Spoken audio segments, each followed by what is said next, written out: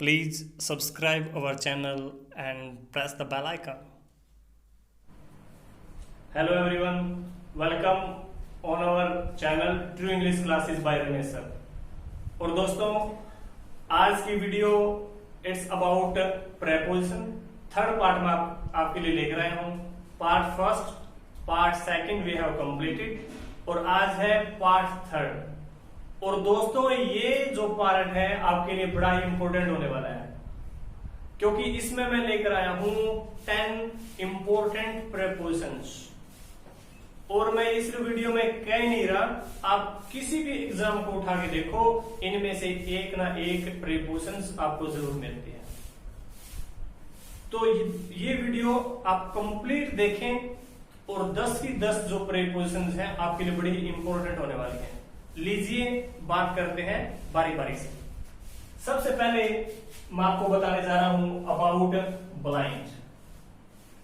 और दोस्तों मैंने ब्लाइंड का नाम ही लिया है, जरूर जिन बच्चों ने पहले एग्जाम दिए हैं उनको जरूर दिमाग में होगी, कई बार उन्होंने इसके बारे में सुना होगा और एग्जाम में देखा भी होगा। तो लीजिए सबसे पहले हम बात करते हैं ब्लाइंड।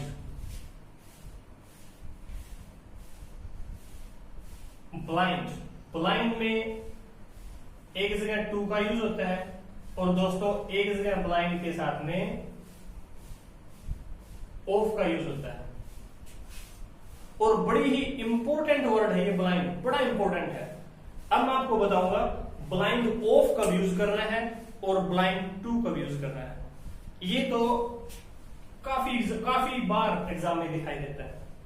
ब्लाइंड टू का मतलब है किसी की फॉल्ट, किसी की कमियों को नजरअंदाज कर देना, किसी की कमियों के बारे में कहीं बात चली हुई है तो उसमें यूज करेंगे टू। और यदि फिजिकली कोई एक आंख में किसी की दिक्कत है, जिसको हम कह देते हैं काना, कोई समस्या है, तो उसको बोलेंगे blind of. Physically one I from, एक आंख में किसी की दिक्कत है तो हम यूज करेंगे। तो स्टूडेंट्स ध्यान से देखिए इस वर्ड को, बड़ा ही इंपॉर्टेंट है। हो सकता है आज आप ध्यान से ना देखें, चुप जाएं और पेपर में आपको ये मिले, तब आपको जरूर एहसास होगा कि हमें उसको ध्यान से देखना चाहिए। ब्लाइंड टू फॉल्ट की जहां किसी की कमियों की बात की जाए, और ब्लाइंड ऑफ फिजिकली कोई एक आंख से किसी की दिक्कत है तो आप बोलेंगे blind of. Let's see example.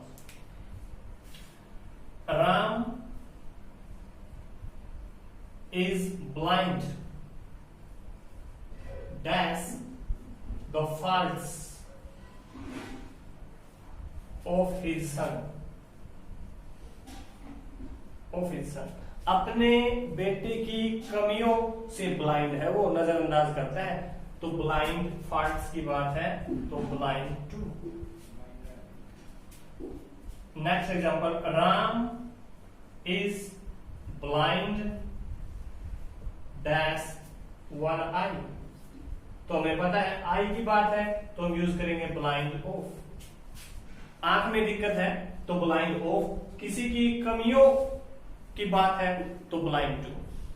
तो स्टूडेंट्स कई बार मैंने कहा है, काफी इंपोर्टेंट होने वाला ये वर्ड आपके लिए। नेक्स्ट जो वर्ड है जिसके बारे में मैं आपको बताना चाहता हूं वो है डील। नेक्स्ट जो वर्ड है दैट इज डील।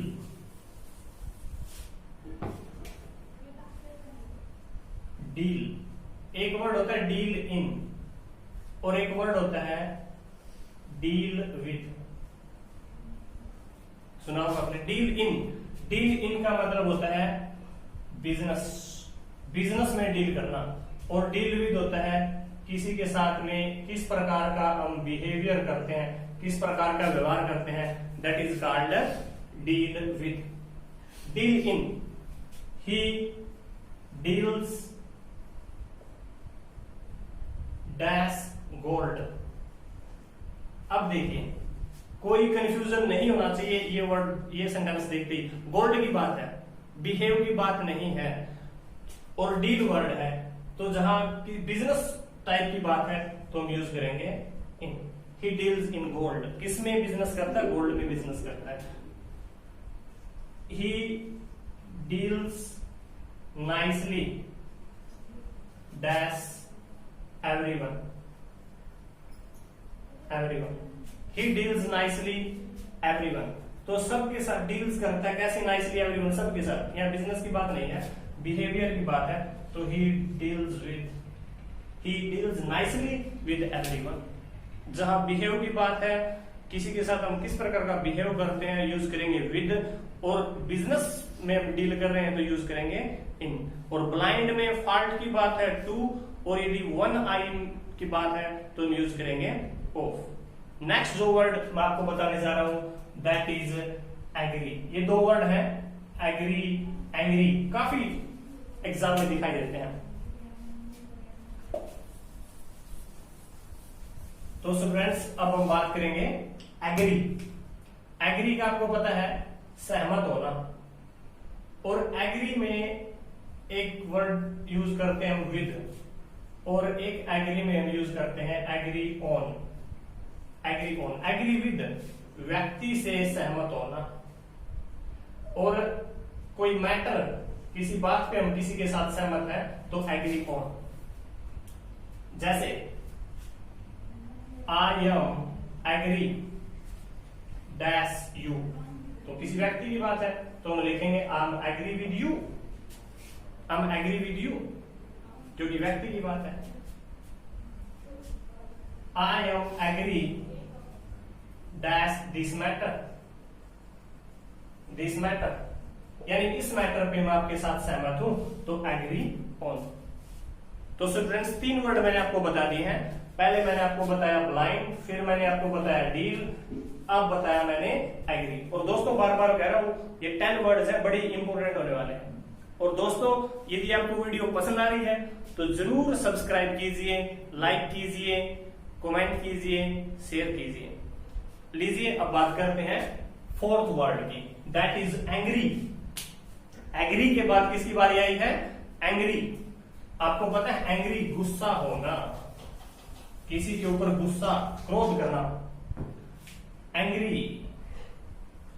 और व्यक्ति की बात है, इसमें भी व्यक्ति की बात ही विद आया था, इसमें भी व्यक्ति की बात है तो विद। व्यक्ति के साथ गुस्सा करना, व्यक्ति के साथ सहमत होना, दोनों में विद का यूज होगा। और एंग्री इसमें थोड़ा डिफरेंट है, इसमें एंग्री एट, उसमें एग्री ऑन था। एग्री एट किसी के व्यवहार पर, किसी मैटर पर, किसी के प्रपोजल पर गुस्सा होना, that is angry at. Example है I am angry dash you. वैसे एग्जाम्पल है I am angry with you, आपके साथ गुस्सा हूं मैं, या एग्री होता तो भी विद होता। और I am angry dash your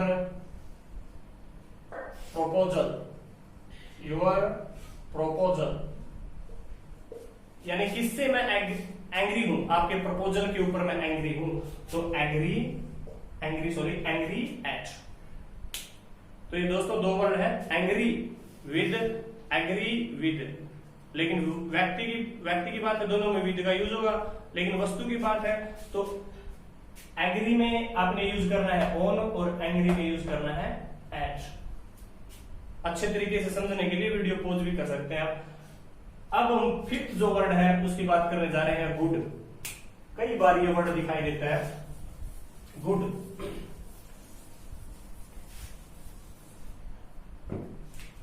good at आपने सुना होगा, किसी चीज में निपुण होना, किसी चीज में निपुण होना। और एक है गुड फॉर, अच्छा साबित होना कोई चीज। एग्जाम्पल देखते हैं, he is good dash mathematics. यानी वो किस सब्जेक्ट में गुड है? मैथमेटिक्स में वो गुड है, अच्छा है, निपुण है, तो हम यूज करेंगे एट। गुड फॉर, कोई चीज किसी के लिए अच्छी होना, जैसे apples are good dash health, तो स्वास्थ्य के लिए एप्पल्स अच्छी हैं। मेरे ख्याल से आपको समझ में आ रहा है। यदि किसी सब्जेक्ट में हम अच्छे हैं तो गुड एट, इंग्लिश में आप अच्छे हो good at English not in, और यदि किसी स्वास्थ्य के लिए बात की जाए तो गुड फॉर, किसी चीज के लिए तो good for. Let's talk about fifth word that is apply. ये वर्ड काफी यूज में आता है, अप्लाई।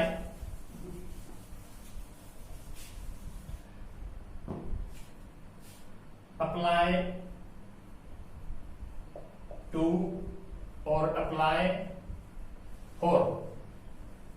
अप्लाई टू कब आता है, अप्लाई फॉर कब आता है, अब देखते हैं। He applied dash the principal. He applied dash the principal. किसी व्यक्ति को अप्लाई करें तो he applied to the principal. For the post, for the post of a clerk, for the post of a clerk. तो किसी काम के लिए अप्लाई करें तो किसका यूज करेंगे, फॉर। किसी व्यक्ति से अप्लाई करें टू, किस काम के लिए अप्लाई किया, फॉर। तो ये बात थी अप्लाई की। सेम रूल है अपील का। अपील मैं लिख देता हूं पहले, appeal to, appeal for. Appeal for, किसी व्यक्ति को अप्लाई करना टू, किसी काम के लिए अप्लाई करना, अपील करना फॉर। जैसे he appeals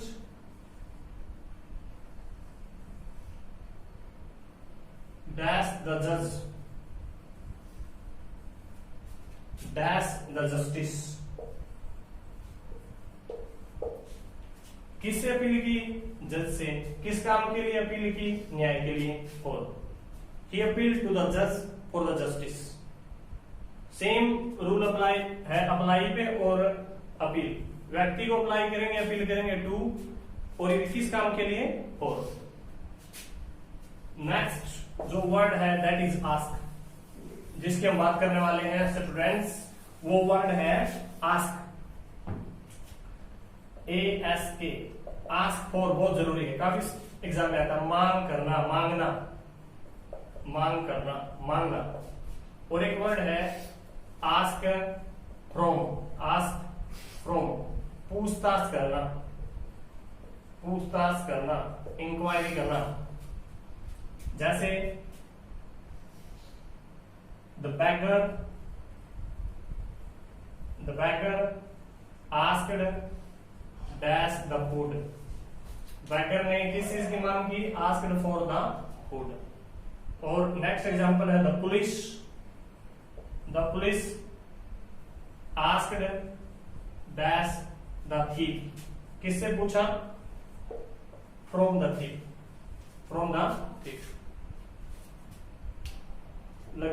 मेरे ख्याल से सभी को समझ आ रहा है। दोबारा फिर बात करते हैं आस्क की। आस्क फॉर कोई चीज मांगना, आस्क फ्रॉम पूछताछ करना। नेक्स्ट जो वर्ड है मोस्ट इंपॉर्टेंट, इस वर्ड को मैं कह रहा हूं, और जब आपको बताऊंगा इसके बारे में तो आपको पता भी चल जाएगा कि हाँ इट्स इंपॉर्टेंट। लुक, और ये वर्ड काफी इंपॉर्टेंट है। Look eight, look for, look into, look after, look through. तो स्टूडेंट्स देखियो, ये 5 वर्ड मैंने लिख दिए हैं और इनमें से एग्जाम में मिलता ही है, पक्का आपको दिखाई देगा इनमें से। लुक फॉर, लुक एट आप कब फील करोगे, लुक एट, किसी की ओर देखना, निगाह डालना किसी के ऊपर, किसी के ऊपर हम देख रहे हैं तब आपने यूज करना है लुक एट। लुक फॉर आपने कब यूज करना है, जब किसी चीज की तलाश की जा रही है, सर्च फॉर, लुक फॉर एक ही बात है। He looked for the thing that has been lost, उस चीज की ओर उसने देखा, तलाश की जो चीज गुम हो गई थी। लुक इनटू किसी मैटर में जांचना, दो व्यक्ति की लड़ाई हो गई है, पुलिस के पास वो जाते हैं, तो पुलिस जब छानबीन करती है तो that is called look into, उस मैटर में झांकना, लुक इनटू। लुक आफ्टर देखभाल करना, जैसे छोटा बच्चा है घर पे, उसकी देखभाल की जाती है, खाना खिलाया जाता है, तो ये सारी चीजें लुक आफ्टर, लुक्ड आफ्टर देखभाल करना, नर्स के द्वारा, डॉक्टर के द्वारा लुक्ड आफ्टर देखभाल करना। लुक थ्रू, कोई भी किताब हम पढ़ते हैं that is called look through, book को पढ़ना that is called look through. एक बार फिर मैं ये सेंटेंसेस आपको बताता हूं, मोस्ट इंपोर्टेंट सेंटेंसेस है। Look at, he looked at the apples, apples की ओर देखा उसने। He looked at the saint, किसी भी सन्यासी की ओर उसने देखा, किसी वस्तु को देखना, लुक एट। लुक फॉर तलाश करना, he looked for the man that has been lost. Look into किसी मैटर में झांकना, किसी की लड़ाई में झांकना। लुक आफ्टर देखभाल करना, लुक थ्रू किसी किताब को पढ़ना, ये काफी इंपॉर्टेंट है। लास्ट एंड फाइनल वर्ड जो मैं आपके लिए लेकर आया हूं दैट इज ग्रेटफुल। आसान है ग्रेटफुल, आपने पढ़ा भी है, ये कोई भी लेटर वगैरह लिखते हैं तो ग्रेटफुल, ग्रेटफुल, ग्रेटफुल टू और ग्रेटफुल फॉर।